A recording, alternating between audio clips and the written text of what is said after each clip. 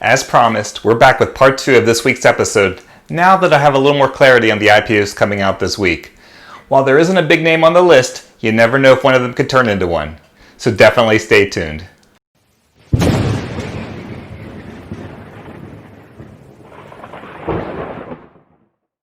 Welcome to IPO This Week Part 2 for the week of October 5th, 2020. And yes, I said Part 2, so if you missed Part 1 where we talked about Fubo TV and Azeo Biologics, definitely check it out. I'll link it for you in the description. I put that video together over the weekend when there wasn't a lot of certainty on who would actually be coming out, but now that we're into the week, I have a better idea of what to expect. Which is probably a good time to remind you that the information with IPOs are fluid, where dates and offering sizes often change. Because of that, I do try to keep everyone updated, but if you see something that has changed before I get to posting it, definitely feel free to add it in the comments. And I have to say that this week in particular has been a harder one for me in nailing down the dates, so definitely keep an eye out for any changes from what I have today. And keeping that in mind, today we'll be talking about 5 traditional IPOs, plus I'll give you some information on a few new SPACs that will start trading this week. As we get into it, please remember that I'm not a financial advisor, and while my videos are meant to be informative, they should not be seen as a recommendation for you to take any action on the companies covered. You should always do your own research or consult with your own financial advisor when making any investment decision. So let's start with iHuman, ticker IH, which is a leading company of childhood education entertainment, or what they, not me, call edutainment. The company is based in China and provides learning services, including learning materials and devices for children mostly between the ages of 3 and 8. To do this, iHuman created a subscription and advertising-supported online service that provides the ability for these young children to learn languages, math, science, and culture in a fun environment. According to a Frost & Sullivan report, management says it is the #1 provider of online childhood edutainment in China.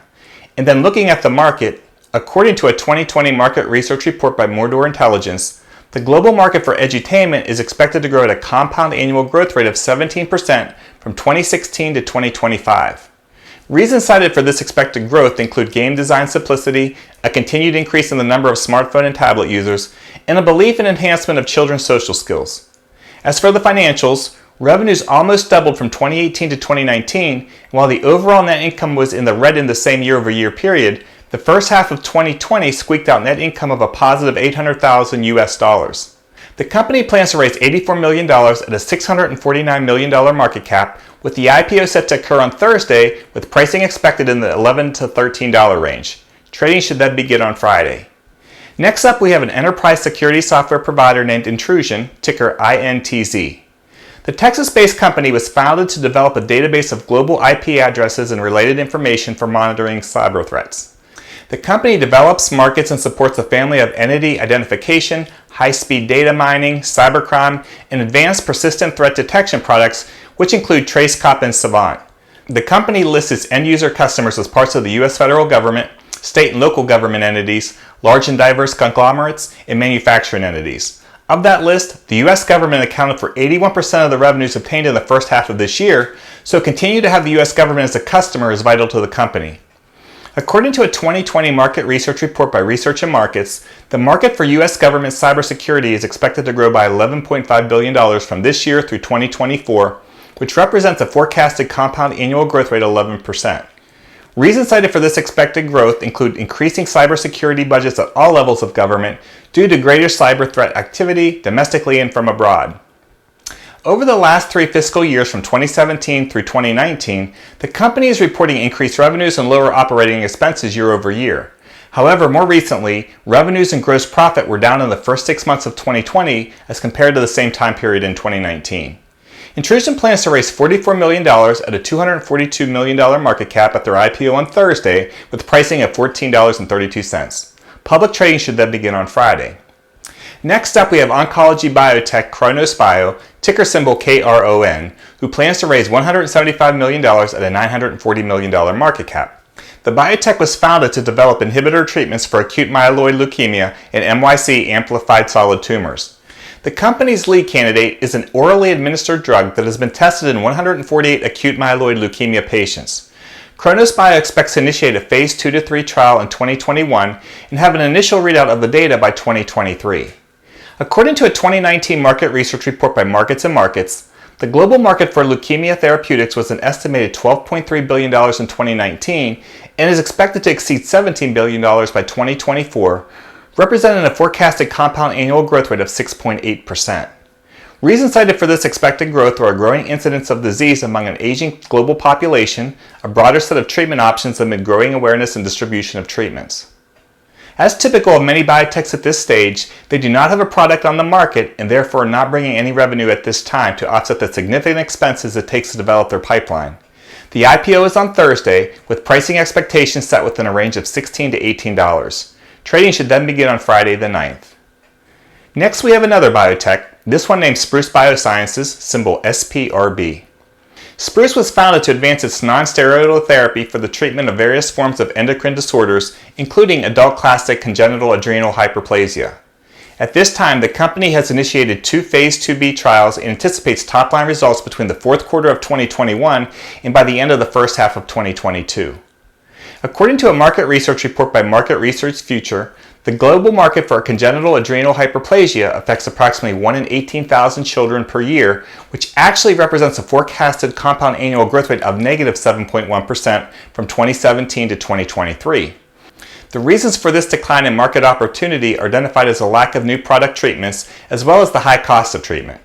From a financials perspective, once again as a biotech at this stage, they do not have a product on the market and therefore are not bringing any revenue at this time. Spruce Biosciences plans to raise $75 million at a $351 million market cap at their IPO, which is also expected on Thursday. Shares are expected to be priced between $14 and $16, and then trading should start on Friday. And last on the list, we have yet another biotech, this one named Shattuck Labs, ticker STTK, who plans to raise $150 million at a $600 million market cap. The oncology biotech was founded to develop drugs that simultaneously inhibit checkpoints in various cancers while bolstering the body's immune response and ability to act against tumors. The company's lead candidate is currently in Phase 1 safety trials with ovarian cancer patients. The biotech expects to enter the dose escalation phase of the trial in the second half of 2021.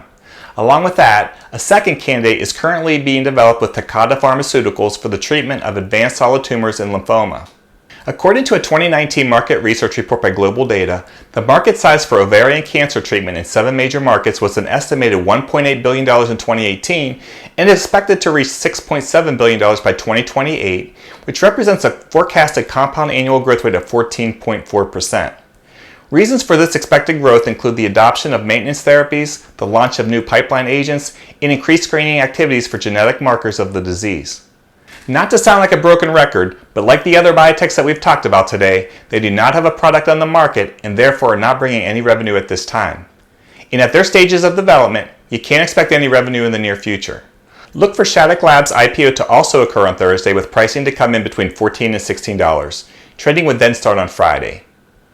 Alright, so those are the IPOs for the week. Once again, remember to watch for any date changes on companies you're interested in, as I would not be surprised if some of them get moved. Okay, so let's talk about some new SPACs coming to the market this week as well. Just to clarify, these are companies that are just coming out and starting to trade. They have not yet identified a target company to merge with.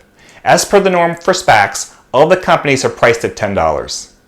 First up, we have Montes Archimedes Acquisitions, ticker MMACU. This SPAC was formed by Patient Square Capital and looks to focus their investment efforts broadly across the entire healthcare industry, which encompasses, among other things, technology-enabled services, biopharmaceuticals, pharmaceutical value chain, medical devices, diagnostics, providers, digital health, and consumer health. So I would say that they're definitely looking at possibilities in the entire industry of healthcare. Founders of the company include James Momtaziz and Maria Walker, both whom have over 20 plus years of investment experience in the healthcare industry. Next on the list are 2 SPACs formed by the TPG Pace Group. The first is TPG Pace Beneficial Financial, ticker TPGY.U. This company is focused on sponsoring the public listing of a company that combines attractive business fundamentals with the potential for strong environmental, social, and governance principles and practices through a business combination. Carl Peterson is listed as the non-executive chairman and director.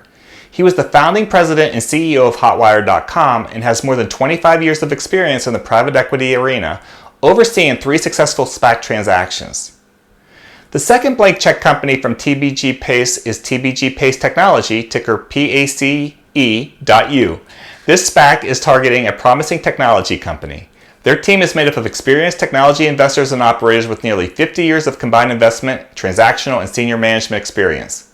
They believe that they are the only SPAC sponsor targeting technology companies to have sourcing and investment insight advantages, in addition to their experience of leading 3 companies into the public markets through the SPAC process.